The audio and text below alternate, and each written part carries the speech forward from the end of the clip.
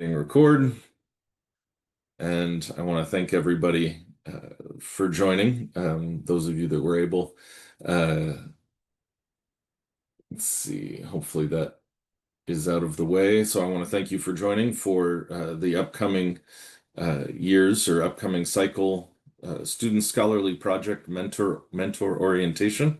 This is, of course, launching the course series for the class of 2029. They are now thoroughly underway in their coursework, and we're excited to get them engaged and involved with this process even earlier. So one of the big changes that you'll notice is our timeline this year starts even sooner.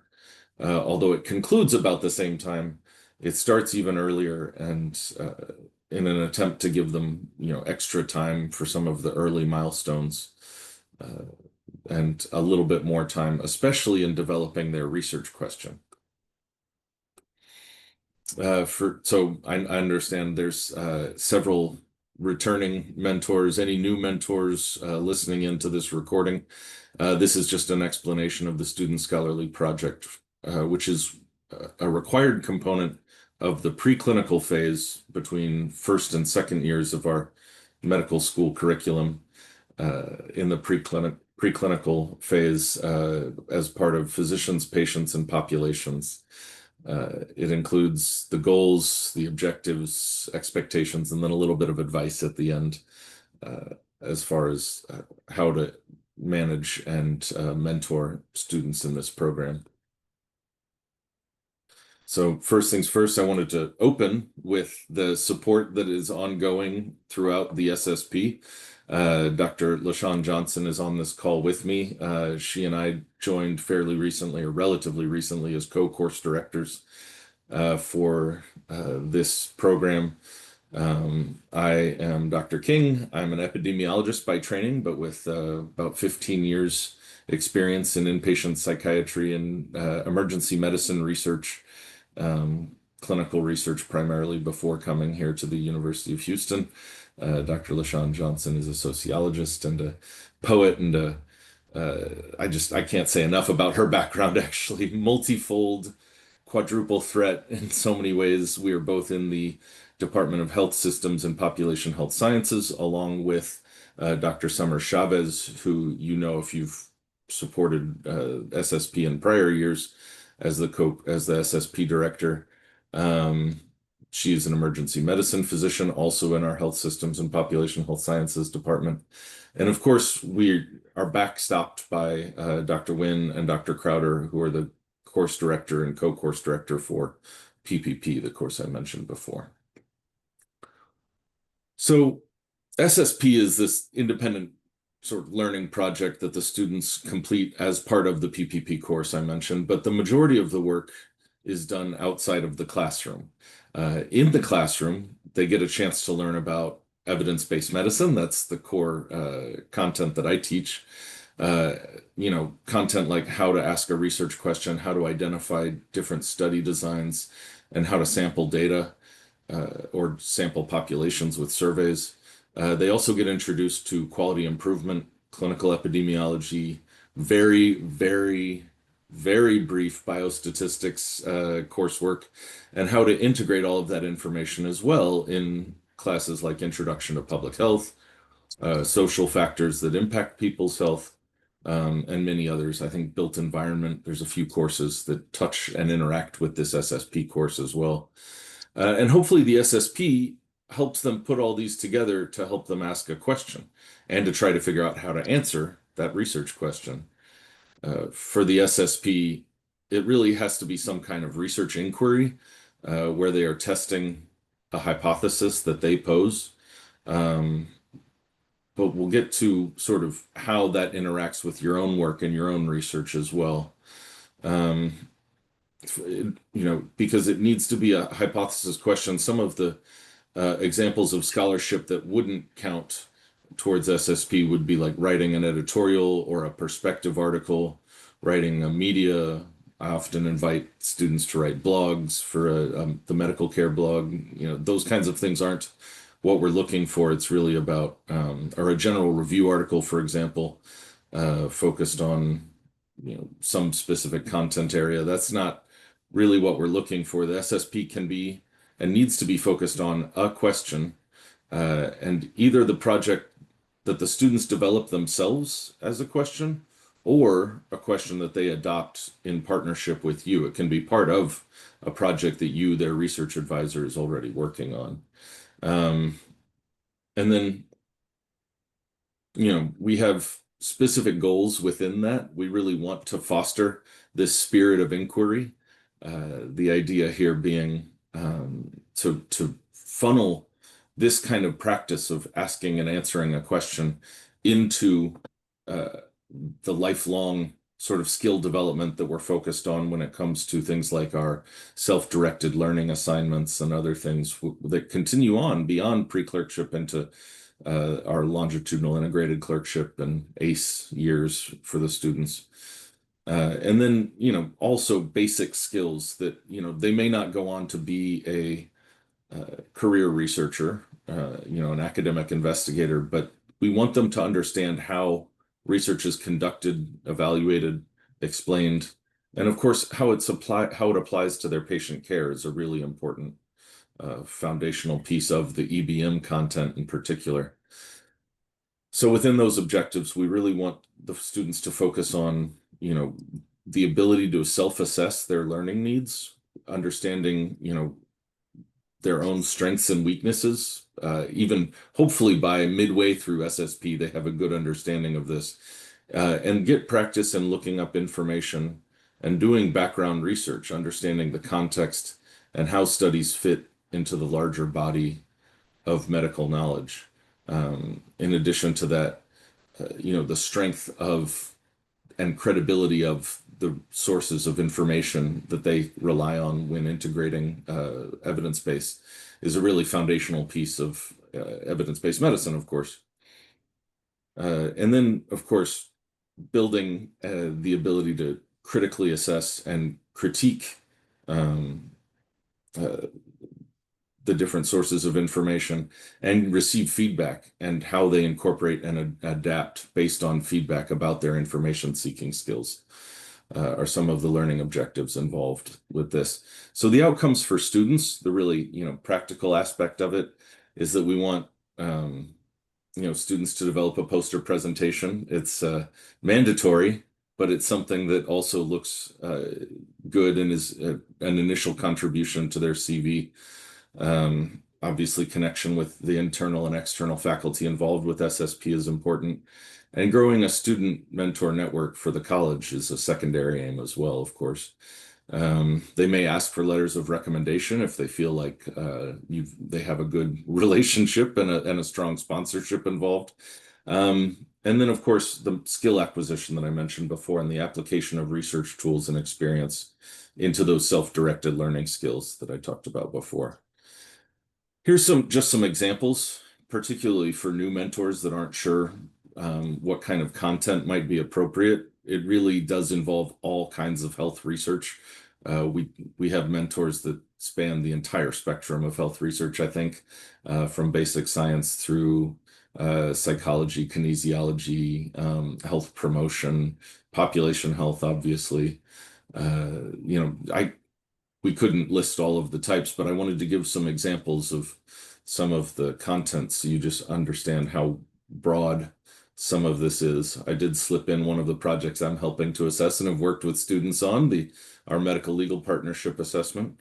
But there's just, so many different topics and areas to focus on. Let's see. So some of the required milestones. Obviously, the students need to meet certain deadlines, and that expectation is made clear to them at the beginning through their orientation. So those deadlines are really, the onus is on those students. We will communicate those deadlines to you as effectively as we can. We like to try to manage your understanding of the timeline as well. And so there's going to be communication to you, but the students know that the expectation is that they meet the target deadlines, and those deadlines are outlined in course assignments on their Canvas iteration that they'll be able to upload, responses to, all of that sort of thing. But our goal is to make you aware and hopefully manage the timeline so that they're not asking for those to meet those deadlines at the last minute. Some of the things that you'll see, submission of a formal research question or specific aims of some kind, a draft of a protocol so that they have a really fleshed out idea that comes in the second semester, which is referred to as PPP2 here. As needed, an IRB or an ICUC approval to demonstrate that they have ethics approval to actually do the work if that's relevant. We have, of course, secondary options for people doing scoping or systematic reviews, for people doing cadaver work, for example, or basic sciences that don't involve ICUC. Then we have other options for that, of course. And then regular progress reports are also asked for. I'll get to the timeline in just a minute. And then at the end, of course, there's this SSP presentation day in January of their second year. And then we ask for evaluations from the mentors and the peers, all mandatory. Here's the timeline, which, as I mentioned, if you've done this before, some of you have for several years, we've expanded that a little bit by pushing up some of the earlier deadlines. So we're going to attempt to complete our mentor match as early as September this time, and asking for a formal research question, which we understand may shift, may drift over the next year or so. But by October, we'd like them to have their research question in mind. And then through 2026, which is their second semester, through to their PPP3, the fall of 2026, you have the city training progress reports, the draft study protocol that I mentioned, and by November, same as this year, an abstract deadline. And then by 2027, this current class entering the program will have a poster submission and then their presentation day. Oh, let's see, tips and best practices for mentors. So I made some notes from past mentors and all of the advice that they have given in prior presentations. Since we don't have a panel of mentors today, I wanted to share some of those with you. And especially for new folks who haven't had a chance to maybe run through this yet. Some of the things that we recommend, of course, are first and foremost that regular meetings scheduled with your students, at least monthly, is really vital. That helps keep everyone on track, especially keeps the students from sort of losing track of when their deadlines are, and keeps sort of an obligation even through the summer, if possible, continuing to meet with them to talk about anything you've asked them to work on through the summer phase, where there's a bit of a longer window of time. And then mentors have also really suggested taking time to center or focus on a strong, concrete research question from the very beginning. The more you can narrow and focus your research question, whether it's quantitative or qualitative, we've heard, that question being able to drive the work that goes on from there and prevent sort of the broad sort of mission creep that can happen when curious minds who haven't done research much before may start to ask, too many questions to really be answered in the timeline we have available to us, or ask questions that aren't really available based on the data or the evidence they have in front of them. I think there's a lot to be said about, the strongest students, the students who have research experience before coming into SSP, may ask really interesting and really valuable questions. And that may actually help. There's lots of examples of mentors saying that their research benefited from participation with these students. But you may also work with students who haven't had a chance to ask their own discrete research question before. We do work on that skill within the evidence-based medicine curriculum, using frameworks like PICO, you're probably familiar with, and those can help drive very specific question asking. But it's something that we encourage the mentors to help them work on very early on, because it'll make everything that comes afterward a little easier. Other than that, really open communication lines and responsiveness is important. The students' responsiveness, they understand that expectation. If they're not being responsive, it's, good to notify us, the co-course directors, about that. And if they are, and we've told them to do the same because we'd like to make sure that everyone is communicating freely. And then I will say one of the other mentors suggested, making sure early on to understand what the students' goals are out of SSP. Obviously, there's sort of a floor, which is the mandatory SSP research day or presentation day. But it's good to make sure that the students have a goal to produce, more than that, to produce two products at least from the SSP service or experience. It may be posters to conferences that they know they'd like to attend, in which case, making sure they know what those deadlines are and how that works with what your research deadline is, or timeline is rather. Um, and then, if they have an interest and you see that they have the effectiveness to be able to develop a manuscript, communicating that that is a lot of work to them, but setting that expectation early really also helps motivate students who have that as a goal. And then finally, we have run into data access problems for those that are, whether it's again quantitative or qualitative, if you're doing either primary or secondary analysis as part of your work with these students. We are on a timeline. It's a lengthy timeline, but research doesn't always go as quickly as we would like it to. We all know that. So having a plan and starting on data access early, but even, moving up the city training deadline if necessary, for your team, putting DUAs or signed agreements for secondary data, like public data use requests. Or if they're moving towards a survey idea, then having an IRB maybe earlier than the actual milestone in the timeline, and making sure you have access to the sample, of course, are all really vital. That's some of the feedback we've gotten before too. Finally, we have gotten questions about, what is the usual time commitment for students in SSP? Of course, they're not, part-time employees. It's a fairly limited sort of bandwidth that medical students have, but they do have quite a bit of time unstructured outside of class to work on independent learning, and that includes SSP as part of the responsibility for that.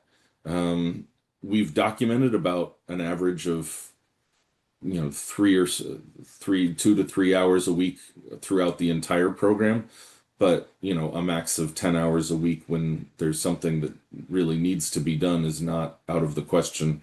They have that available. And then also recognizing that the most time they're going to have available is actually the summertime between their first and second year, communicating with them sometime in their first year what their plan is over the summer and how they'd like to stay engaged, make progress on their SSP project over the summer, because that's really the most unstructured time they're going to have realistically for the rest of their lives, actually. And so in that sense, they may make other plans. They may find an internship. They may have uh, another research intensive or something like that. We offer the SHERP program, for example, in our department, for students all across the university, and med students enroll in that. But that doesn't preclude them from making a lot of progress on their SSP assignment as well during that time. So communicating and setting an expectation over the summertime, I think, is another really good best practice we've heard about. And finally, if you haven't already, and I think if you're here and you know about this, then you probably have already signed up. But if you haven't, or if you want to take the link and the QR code and make that available to any of your colleagues, please do so. We'll share this recording and these slides out soon to all interested. And with that, wanted to check and see if you had any questions. And if not, I'm going to start calling on some of the more senior mentors from SSP to see if I missed anything as far as best practices. I have a quick question. Great. Well, if the project is using the secondary data to just do systematic review, so it's not required IRB or iCook. So is that fine? Yes, that is fine. Absolutely, that's fine. In fact, most Okay. of my students do secondary analyses. Um, there's really two ways to answer that question, of course. Even with a public use data set, it's good to have, or it's best practice, of course, to have the IRB waive it as non-human subjects. And so, like, I made one student group because we hadn't gotten that IRB approval before. They wanted a novel data set. I went ahead and had them submit a protocol that got waiver of not for non-human subjects research.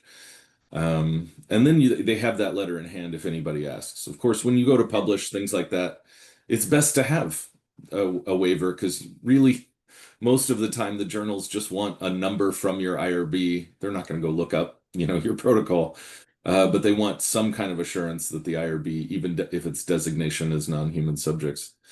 So that's, I would say, would be the best step. But once you have that, for example, we have several studies that have been waived as non-human subjects. The students don't need to be added to that because it's been designated as non-human subjects. So you can just use the old approval and say, see, it's not human subjects research. They don't need, and that approval will work for the milestone and it's, yeah, we recommend that people upload whatever they have basically, and then we Okay. review it with them to make sure it's full approval essentially. So for the purpose of this course, so it's not required. So that's my question. So is it required for them to have IRB approval for using the secondary data? No, no, they wouldn't have to be added Okay. if you're already doing secondary analysis Yeah. and it's like I said and it's been waived or you have Yeah. your own access, then yeah, and they don't have to fill out any other data use agreements or uh, signed agreements about access. Some federal data sets require all kinds of paperwork, even though they're public data sets.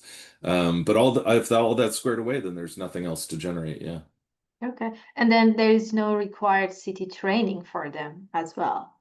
We ask everybody to go through city training, mostly Okay. because it's just good training to understand the Okay. ethics and all of the implications. So that's something we want every student to have just in case, they wander into another study a year later. It's already taken care of. It covers the next 3 years of their school. So Okay, sounds good. So they are required to do the city training regardless of IRB or iCook. And they have to upload their certifications after they complete the training. that's right. Okay, great. Thank you. Yeah.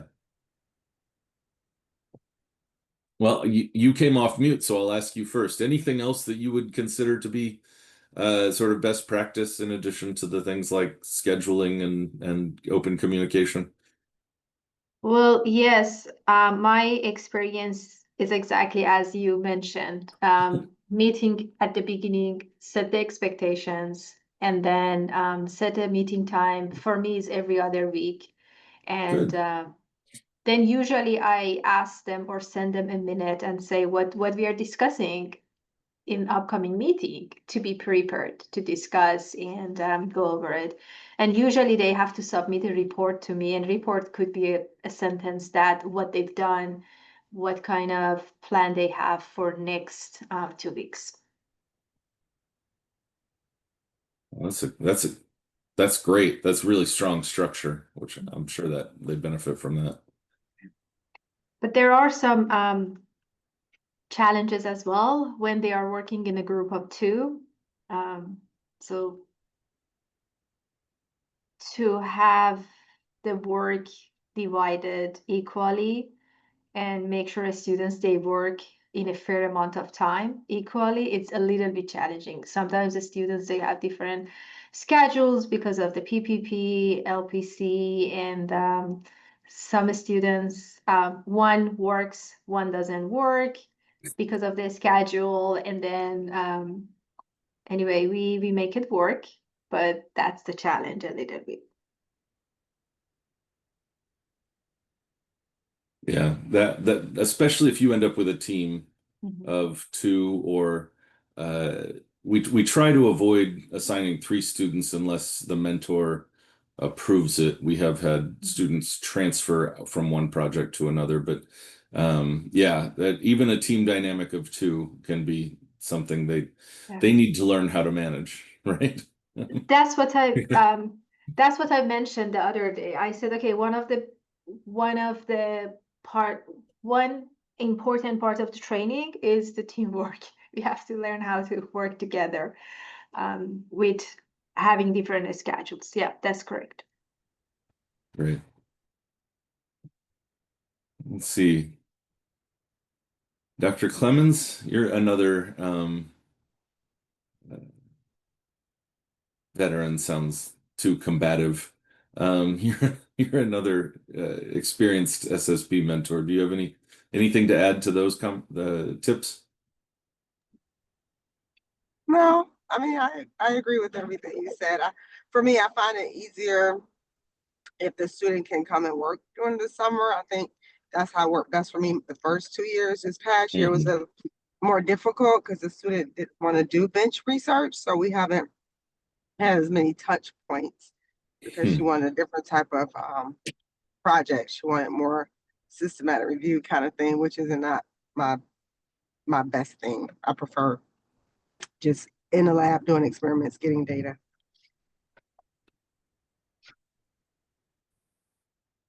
Yeah. Another vote for setting expectations early, in other words.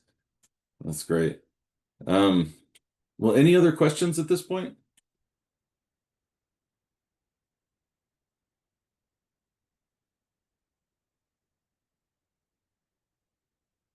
Okay. I'm supposed to leave dead air, but I think that's enough of a signal. I appreciate everybody taking the time.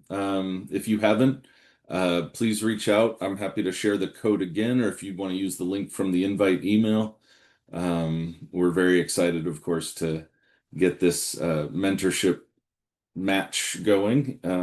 We want to get that started early to give them as much time as possible and focus on all of that. So um, let us know if you have any questions. Emails will be in the slides and we'll send those around again, as I said. Thank you very much.